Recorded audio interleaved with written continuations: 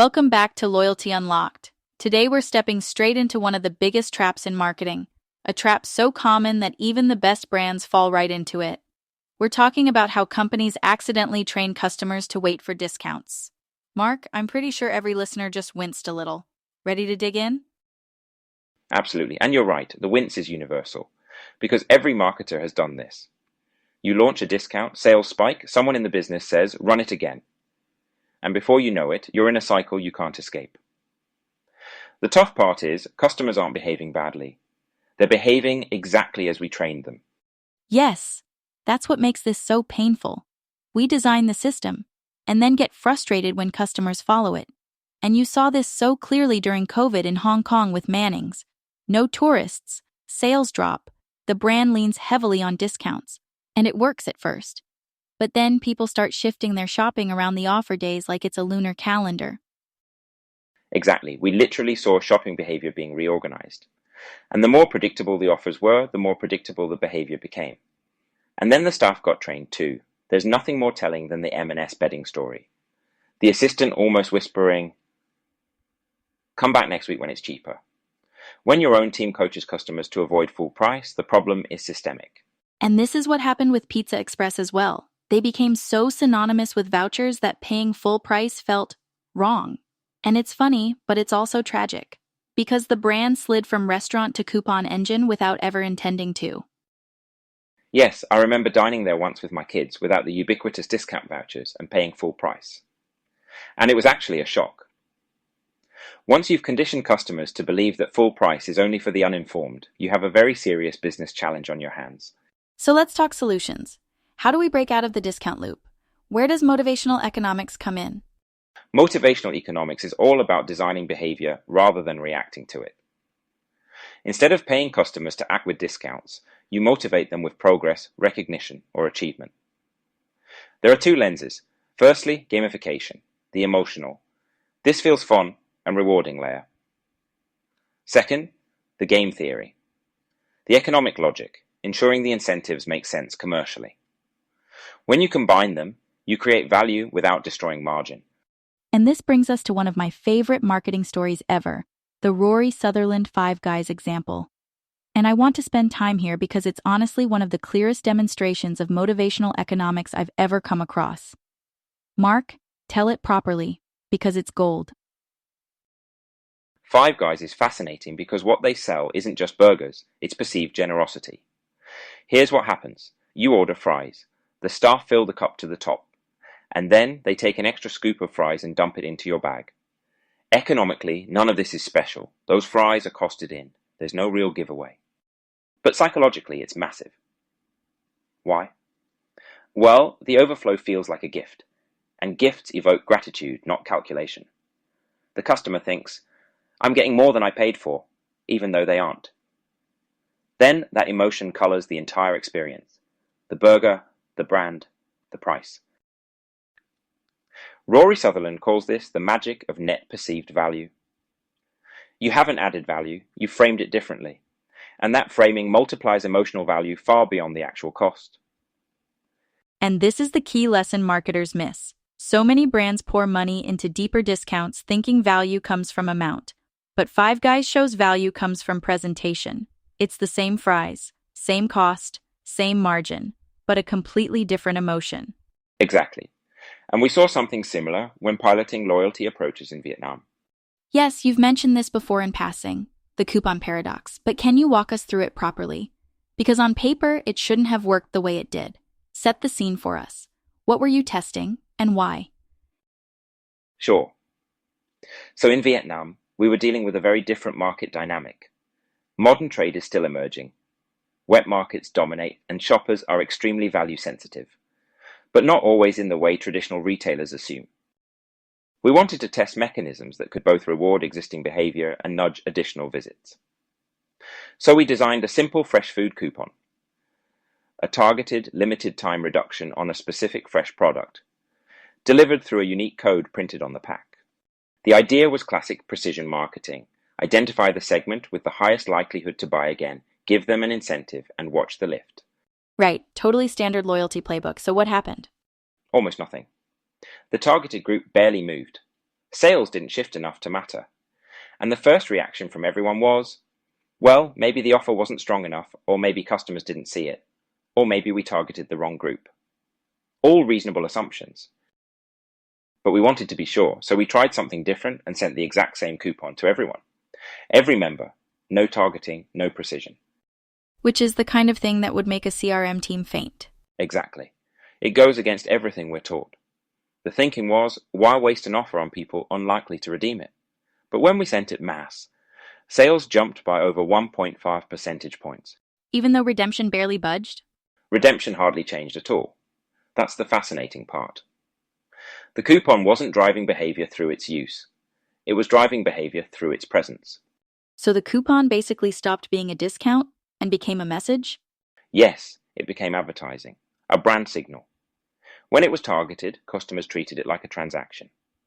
Is this worth redeeming? Is the discount big enough? Does it justify the effort? But when it went mass, it became something else entirely. It said, we're a retailer that gives good value. Not to one small group, to everyone. Customers didn't redeem it. They just felt better about us. And that feeling translated into sales. This is wild, but also so intuitive once you hear it. When you target precisely, the offer is logical. When you go mass, the offer is emotional. Precision gives efficiency. Reach gives memory. Very true. The coupon became a reassurance signal. We understand value. We're here to help. You'll always find good deals with us. That reassurance created more uplift than the coupon ever could on a transactional level. It's the Five Guys fries again, isn't it? The scoop of fries in the bag isn't about the fries. It's about what the gesture communicates.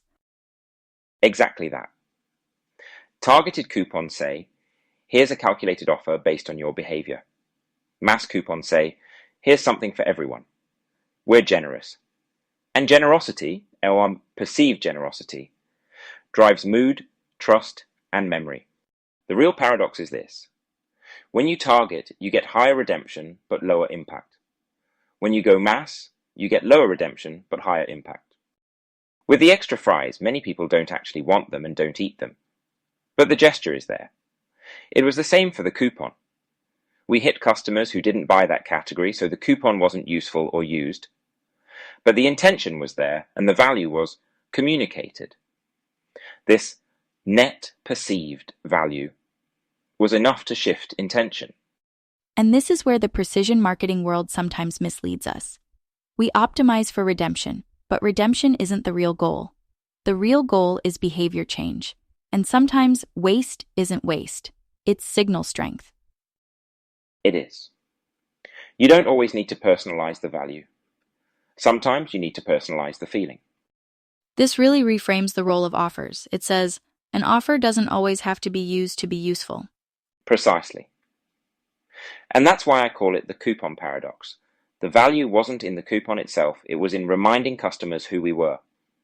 And when you're trying to win mind share, that reminder is everything. Which leads beautifully into Tesco Challenges, because these challenges are basically Five Guys plus behavioral science plus data plus margin control all woven together. On the surface, they look like a sales promotion, but once you understand how they work, it's a different universe. Let's go all in on this, Mark, because people underestimate how clever this is. Tesco Challenges look deceptively simple. 3 circles, a spend target, a progress bar. But underneath that simplicity is a remarkably sophisticated behavioral engine. Here's what makes them different. Firstly, they differentiate between acquisition and stretch. For customers new to a brand, you can see there is a lower bar for entry. Just one product purchase gets you started and unlocks value. The challenge is acting as a gentle nudge. Come back into this category. It's not asking for more, just asking for once. For existing customers, the bar tends to be set a little higher to stretch you. Typically, the first entry is around 2 products worth. So the first tier is deliberately harder, and this breaks the default purchasing pattern and starts to teach trade-up behavior. And already this is wildly different from a normal sales promotion. A promotion says, buy now because it's cheaper. A challenge says, buy now because you're progressing. One is transactional, the other is transformational. Yes, and the trouble with a buy one get one free is it tends to simply cannibalize sales from your existing customers. There is no stretch, just stocking up. The real magic, though, with the Tesco Challenge, I think, is how they then tier the challenge accumulation. Each tier is roughly 50% more than the last. So if tier 1 is 2 bags of frozen peas, tier 2 is 3, tier 3 is 4. It feels like natural progression. The reward value given tapers slower than the spend, which is really clever. The customer earns more reward in absolute terms as they go up, but the percentage becomes less generous. For the customer, it feels like it's escalating. But the business is protecting margin. The unlock effect for the customer also helps the goal gradient kick in, so this is powerful psychology. As customers approach the end of a challenge, say you've spent £5.90 of a £7 target, the motivation spikes. Completion becomes emotionally irresistible. You're not buying peas anymore, you're buying closure. And that is the part no sales promotion ever captures. A promotion motivates the first purchase. A challenge motivates the final one. The last step becomes the most valuable one. And that really is motivational economics in action. I also love that this is essentially self-funding. It is, most of the time, the brands fund the reward. But the brand only pays out when the behavior itself is incremental. If the customer didn't do something more, then the brand doesn't pay anything more. This is very different to a typical sales promotion. Also, the incremental margin often covers most of the reward anyway.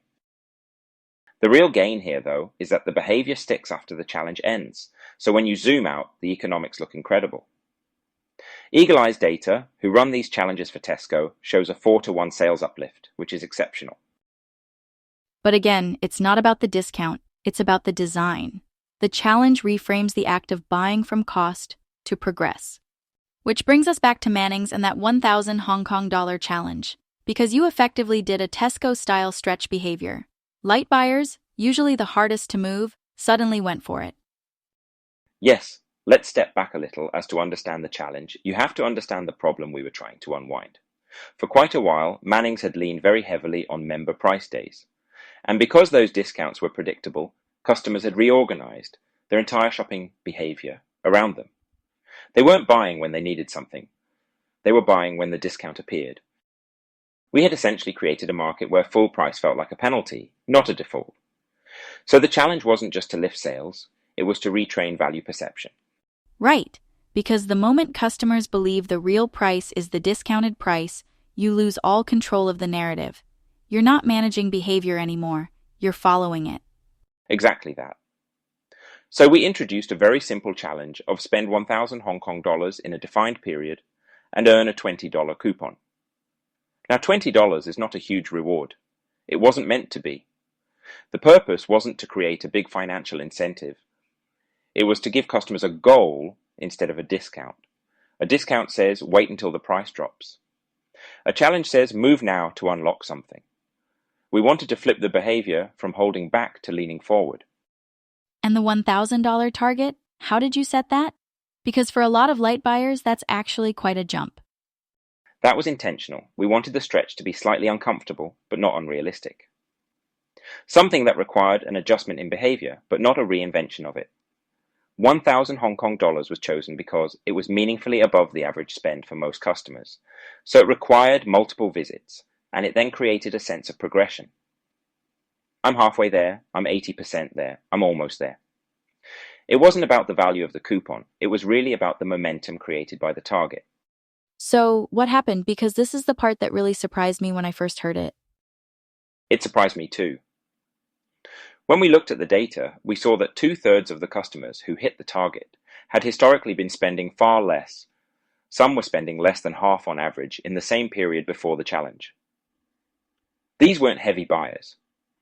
They were the lighter buyer, and yet they were the most responsive. It really shows that loyalty programs aren't discount engines. They're behavior change engines. Yes, and the core lesson here is that pricing and loyalty must be designed together. They either reinforce each other or sabotage each other. If pricing teaches customers to wait and loyalty teaches them to stretch, that's a civil war. Exactly. You have to decide what behavior you want to teach before you decide how to incentivize it.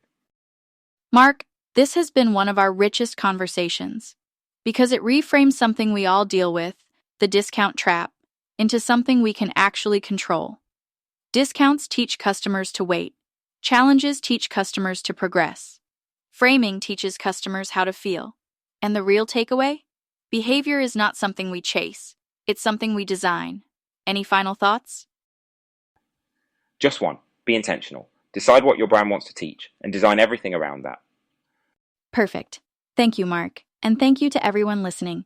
Join us next time on Loyalty Unlocked as we continue exploring how great brands build loyalty, not through discounts, but through design.